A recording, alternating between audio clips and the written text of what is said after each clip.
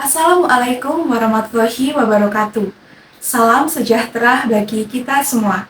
Salam, Om Swastiastu, Namo Buddhaya, salam kebajikan. Dan Tabiun.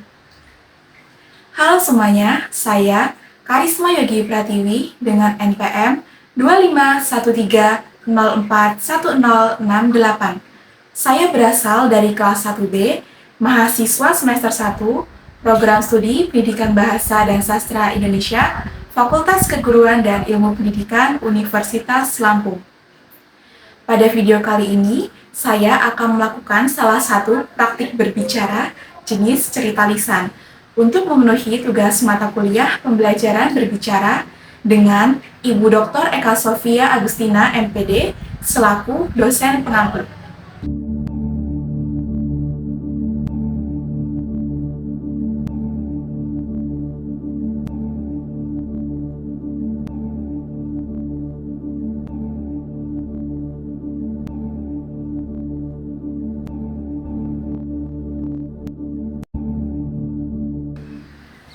Asal-usul Danau Toba, legenda dari Sumatera Utara. Di suatu lembah yang subur di daerah Sumatera Utara, hiduplah seorang petani yatim piatu yang bernama Toba.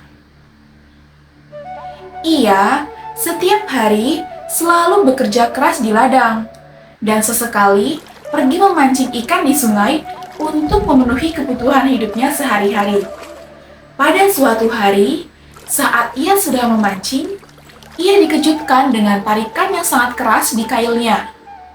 Setelah berusaha payah cukup lama, akhirnya ia pun mendapatkan ikan mas yang sangat besar dengan sisik kuning keemasan yang berkilauan.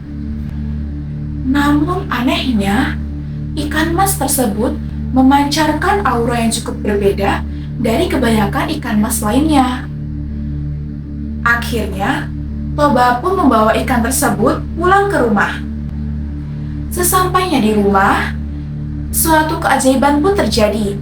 Ikan mas tersebut tiba-tiba berubah menjadi sosok perempuan yang amat cantik jelita.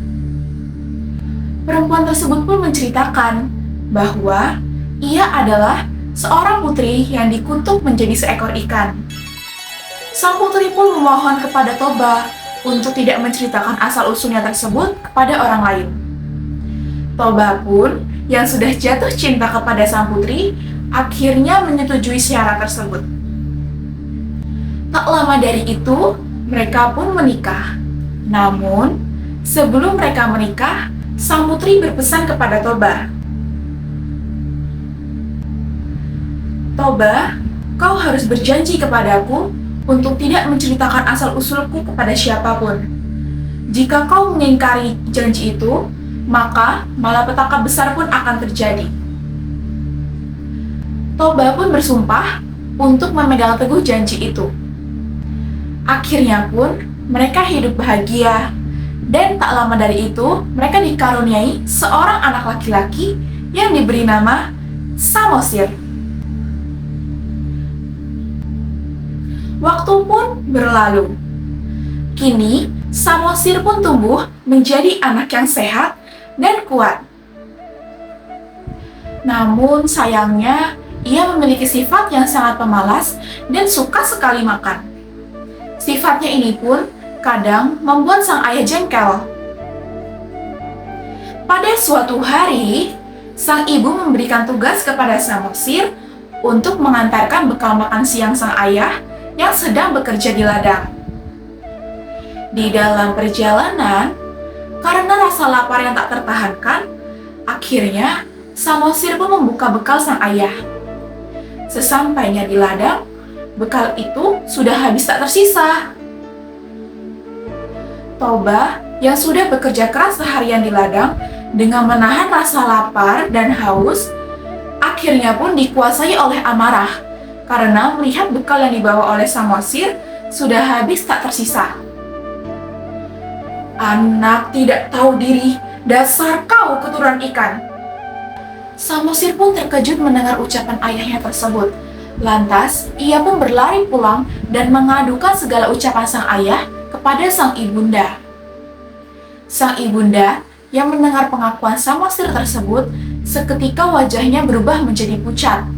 Hatinya pun terasa sakit karena Toba sudah melanggar sumpah yang ia buat. Sang ibu pun memeluk erat Samosir dengan berkata, "Anakku, ayahmu sudah melanggar sumpah yang telah ia buat. Kini tibalah saatnya ia menerima kutukan tersebut." Dalam sekejap mata, ibu dan anak itu pun menghilang. Dari bekas pijakan kaki mereka pun muncullah air yang sangat banyak dan meluap-luap, diikuti hujan badai dan petir yang menggelegar. Lembah itu pun tak lama terisi oleh air. Toba yang tidak sempat menyelamatkan diri pun akhirnya tenggelam. Kini tempat tersebut diberi nama Danau Toba.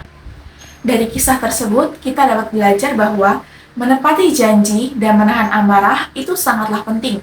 Karena sekali janji terlanggar dan amarah tak terkendalikan, maka penyesalan dan malapetaka besar pun akan terjadi.